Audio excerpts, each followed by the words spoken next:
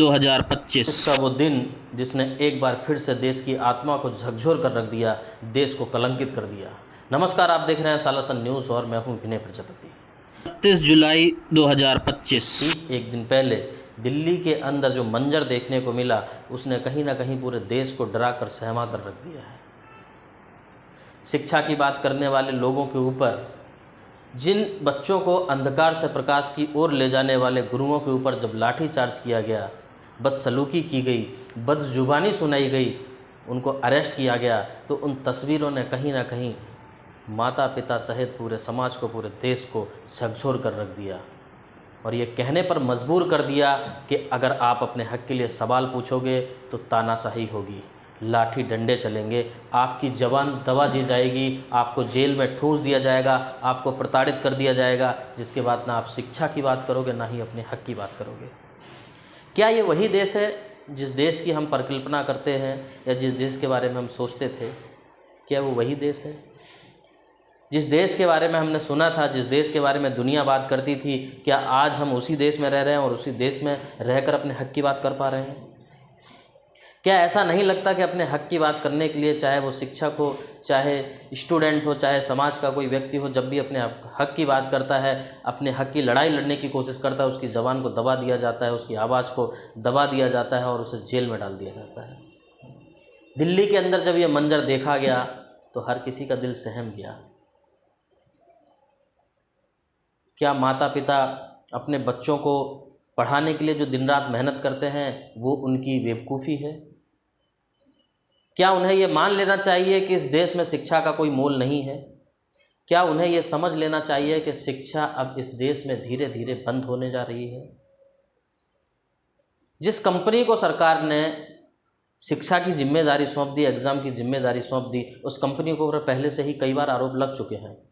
जब उस कंपनी के ऊपर इस तरीके के आरोप हैं, उसकी व्यवस्था बराबर नहीं है, उसका सिस्टम बेकार है, उसके बावजूद भी उसी कंपनी के ऊपर फिर से भरोसा दिखाना, क्या इस बात का ये सबूत है कि इसी तरीके से धांधलियाँ चलती रहेंगी? भ्रष्टाचार को बढ़ावा देने के लिए ही उस कंपनी को चुना गया है और जो संबंध विभाग के अधिकारी इसमें संलिप्त हैं, उनको जीवित रखने के लिए, उनके इस भ्रष्ट कारनामे को बचाने के लिए और आगे बढ़ाने के लिए इस तरीके के कारनामे किए जा रहे हैं।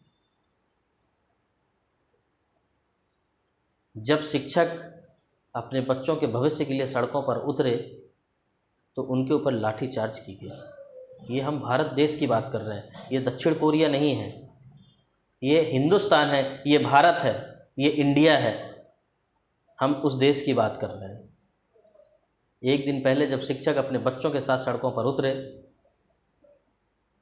तो जो पुलिस वर्दी पहनकर वहाँ पर घूम रही थी, जो एक शिक्षक से ही पढ़कर वहाँ तक पहुँची थी, उसी शिक्षक के ऊपर उसने लाठी चार्ज करने में थोड़ा भी संकोच नहीं किया। किसी के सर पर वार किया, किसी के मुंह पर वार किया, किसी के हाथ पर वार किया, किसी के पैर पर वार किया। उनको थोड़ा भी संकोच नहीं लगा कि आखिरकार हम मार किसको रहे हैं। जिस शिक्षक ने हमको पढ़ाया, जिस शिक्षक के बदौलत आज हम शिक्षा हासिल करके इस वर्दी को पहने हुए हैं और यहाँ पर हम ये जो बदसलूकी कर रहे हैं, थोड़ा भी उसको शर्म नहीं। क्यों? क्योंकि शिक्षा की भी आवाज़ दबाई जा रही है। एक शिक्षक का टूटा हुआ हाथ ये चीख चीख कर कह रहा था कि देश में शिक्षा को रौंदा जा रहा है, देश में शिक्षा खत्म की जा रही है।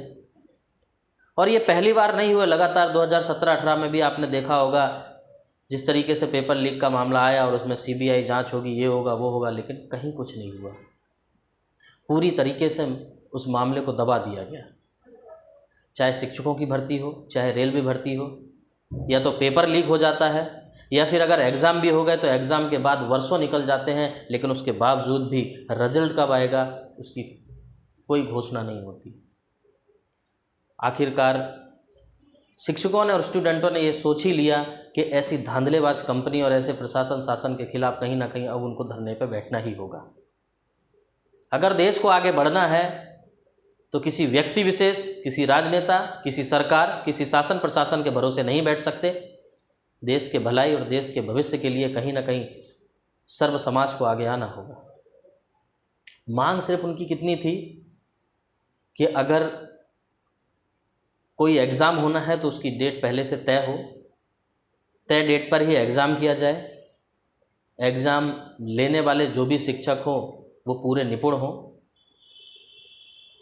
उसके बाद ये भी ध्यान रखा जाए कि शिक्षा जो एग्ज़ाम का डिस्टेंस है वो काफ़ी दूर ना हो, साधन की व्यवस्था सही से हो, जो शिक्षक वहाँ पर रहें वो स्टूडेंटों से बदसलूकी ना करें, वेबसाइट या सिस्टम उनका हैंग ना हो, या फिर किसी प्रकार की ऐसी परेशानी ना हो जिस वजह से लगातार टाल मटोल किया जाए और उसके बाद महीने साल निकल जाएं और उस चीज़ को भुला दिया जाए। आखिरकार सरकार क्या कर रही है? जब सरकार जो भी व्यवस्थाएं करती है या व्यवसाय निकालती है उसके बाद करती क्या है वो? अगर लाखों उन्होंने नौकरियां निकाली और उनके एग्ज़ाम होने हैं, वो एग्ज़ाम नहीं हो पाते और बार बार उसी कंपनी के ऊपर जिम्मेदारी थोप देना जो कंपनी पहले से ही लापरवाह है, पहले से ही भ्रष्ट है, पहले से ही उन सारी चीज़ों में संलिप्त है जो कहीं ना कहीं देश के भविष्य का गला घोंट रही हो, और सरकार भी सन्न और गूंगी बहरी बनी बैठी है, तो क्या समझा जाए? क्या वो माता पिता चुपचाप बैठ जाएं या फिर बच्चों को पढ़ाना बंद कर दें कि इस देश में शिक्षा नाम की कोई चीज़ है ही नहीं? क्या वापस वो उसी सदी में चले जाएं जिन सदियों में किसानों के बोलबाले थे? क्या हम scientist, engineer, doctor, professor, police, ये सारी चीज़ों का सोच बदलकर एक किसान की सोच पर निर्भर हो जाए? सरकार क्या चाहती है? लेकिन लगातार देखा गया है जैसे कि हर बार कोई ना कोई मामला आता है और उसके बाद जब सवाल पूछे जाते हैं तो जवाब देने के लिए कोई भी आगे नहीं आता। सब अपने आप को बचाने की कोशिश करते हैं। इस तरीके का दोहरा रवैया, इस तरीके का देश के लोगों के साथ खिलवाड़, देश के भविष्य के साथ खिलवाड़ कहीं ना कहीं देश को एक खड्डे की ओर लेकर जाएगा। इस पर सभी को विचार करना होगा, इस पर सोचना होगा कि इस तरीके की धांधली लगातार बढ़ती जा रही है और उसके बाद कोई जवाब देने के लिए तैयार नहीं, कोई जिम्मेदारी लेने के लिए तैयार नहीं। आखिरकार ऐसा कब तक चलेगा? आप लोग सिर्फ सोचते रहिए, सोच कर अपनी ज़िंदगी को नष्ट कर लीजिए। समय धीरे धीरे निकलता जा रहा है, लगातार साल दर साल कैलेंडर बदलता जा रहा है। ना कोई नौकरी, ना कोई रोज़गार, ना पैसे, सिर्फ Instagram, Facebook, Twitter account handle करिए, रील्स बनाइए और उस पर डालते रहिए और इसी तरह देश के भविष्य को गड्ढे में डालते रहिए। आपकी अपनी निजी राय क्या है? अगर आपकी इच्छा हो तो हमें कमेंट बॉक्स में कमेंट करके दे सकते हैं। जय हिंद।